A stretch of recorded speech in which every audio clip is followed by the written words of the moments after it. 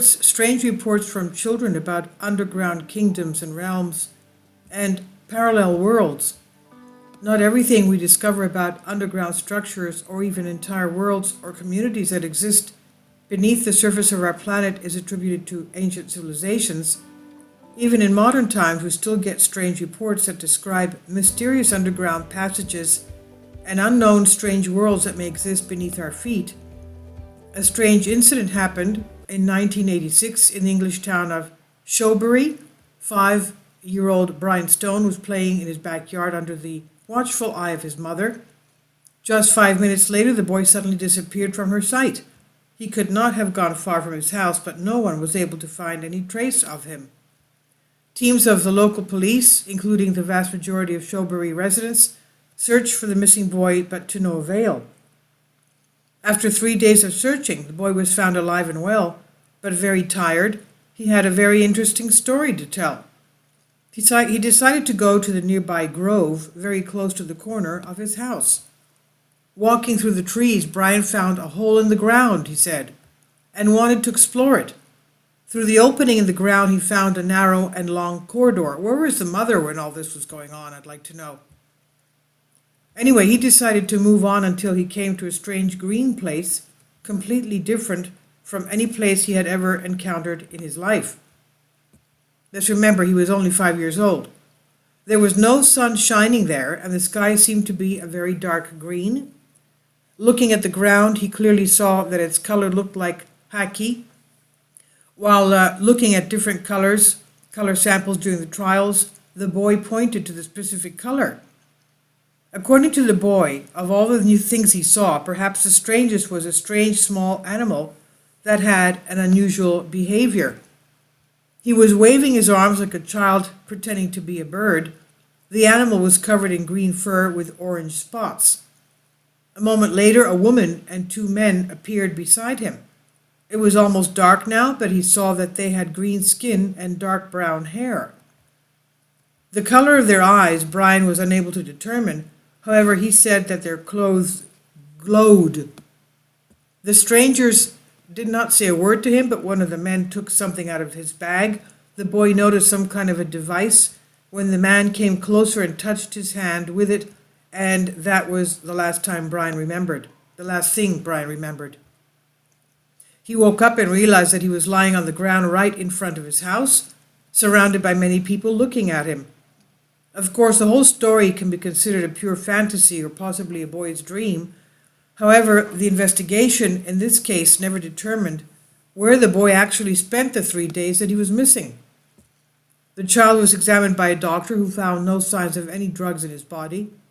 The mysterious entrance that led to the tunnels and green worlds below the surface has never been found despite numerous search efforts. Interestingly, the inhabitants of the green world, quote-unquote, who met with Brian, decided to send him back to his own species, which lives on the surface. Do the strange inhabitants possess Star Trek technology that could transport a person from one place to another in a matter of seconds? Did the boy accidentally enter a sunless land, a green underground world, or maybe, but there are other reports, older, about people with green skin. In Ralph of Coggeshall's Chronicum Anglicanum and William of Newbury's Historia Rerum Anglicarum, there is a remarkable story describing an incident which occurred in the village of Woolpit in Suffolk in the 12th century. Coggeshall said he had often heard the story of the town of Decaulne, while the Newbury historian said he believed the story on account of the weight of the words and testimony of so many important witnesses. The wool pit was named from the Old English wolf pit, which were deep trenches dug and made for wolf traps. It's said that once upon a time 2 mysterious children came from one of these trenches. They suddenly appeared out of nowhere. They spoke an unknown language, wore strange clothes, did not eat, and had green skin. They seemed out of this world. So who were they and where did they come from? Did these mysterious children enter our world through a time window, from another dimension, from a parallel universe, or did they appear from an underground world? Over the years, many have wondered, trying to find an explanation for the very strange phenomena that remains until inexplicable. Now, let's see how the story begins. A long time ago, the two children discovered in the village of Woolpit, Suffolk, UK. The incident took place during the reign of King Stephen of England, 1135 to 1154 AD. During the harvest season, while the reapers were working in the fields, two small children, a boy and a girl, suddenly appeared from deep ditches. People looked at each other in surprise because they had never seen anything like this before. The children were dressed in clothes made of unknown materials and had green skin. It was impossible to speak to them, as they spoke in an unknown language. The boy and girl were taken into his home by a local landowner, Sir Richard Duquesne. Apparently they were very sad and cried for days. The children also refused to eat and drink that was offered to them until someone brought some fresh beans with their stems still attached. They will survive eating only beans for months, and later they started eating bread. Over time, the little boy became increasingly depressed, fell ill, and died. The girl seemed to be adjusting better to her new surroundings. She learned the English language, and gradually her skin began to lose its green color. She became a healthy young woman and later married a local resident. Wow. She was asked to talk about her past and where she came from, but everything she had to say about her origins only deepened the mystery. She explained that she and her brother had come from, quote, a sunless land, end quote, of perpetual twilight. All the inhabitants were green there, she said. She was not entirely sure where her homeland was. She also said that another bright land could be seen along a great river that separated it from their world. It was also clear how the children ended up in the ditch. The young lady said that she and her brother were looking for their father's flocks and that they followed them to a cave where they heard the sound of bells. They wandered in the dark for a long time, and then they reached the entrance of the cave and were suddenly blinded by the bright light.